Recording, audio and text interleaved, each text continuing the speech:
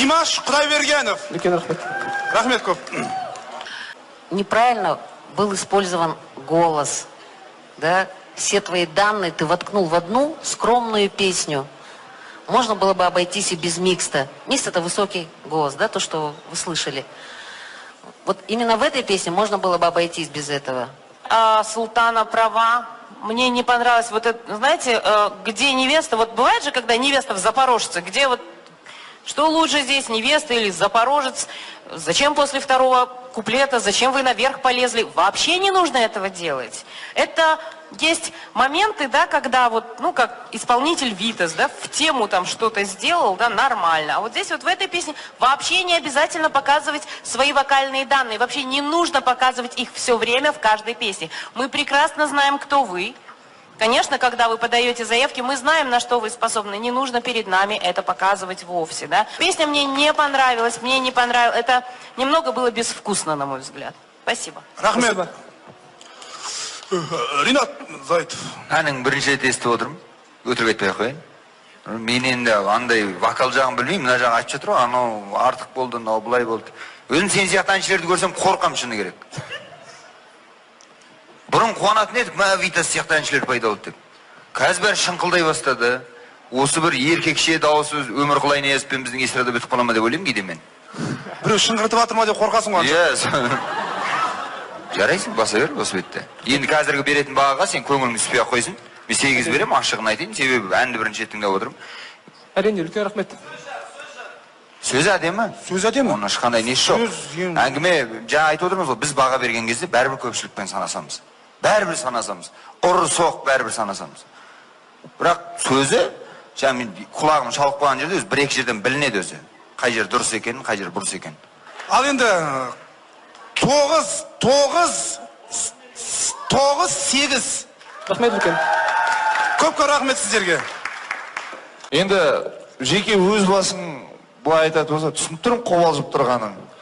Микрофонды иегіңе қойдың, шашың жөн дейсің бүйтіп. Байқалып тұр. Бұл сахна мәдениеті болады. Ана иегінен ал микрофон. Жаңағын айтып тұрмын. Сахна мәдениеті. Тұрғаннан кейін әдемі, сен әншісің ғой. Саған ел қарайды. Өзіңе бір образ-тап, жаңа айтып жатыр міне, Витас деді. Сіз бағана Жанармайға 9 қойдыңыз, е? Мына өлеңге неге 8 қойдыңыз? Жанармайдың сөзіне қатты қадалып едіңіз. Шында да ол сөз нашар болатын. Жоқ, мен айтып отырмын ғой, мен бағам мысалды, мен егер Жанармайға таза сөзіне баға қоятын болсам, 6 қоятын едім. Мен жерде мыңдаған адамдардың сол әнді тыңдап жүргенмен санасам. Халықпен санасып қойдыңыз, е? Бірақ жеке өзіңіздің бағаңыз Жанармайға? 6. Енді қою керек еді олай болса. Димаш абсолютно гармонично смотрится на эстраде. Оставайтесь здесь. Не надо вам в классику, нечего там делать. Димаш, ол жаңа шыңғырып айту өнер емес негізінде. Өзің әдемі айтып тұрсың ғой, сол бетті айта бер. Ол шыңғырып егер бар шыңғырма. Біреу шыңғыр дейді, біреу шыңғырма дейді. Не істесін соны айтып жүріңіздерші? Емес.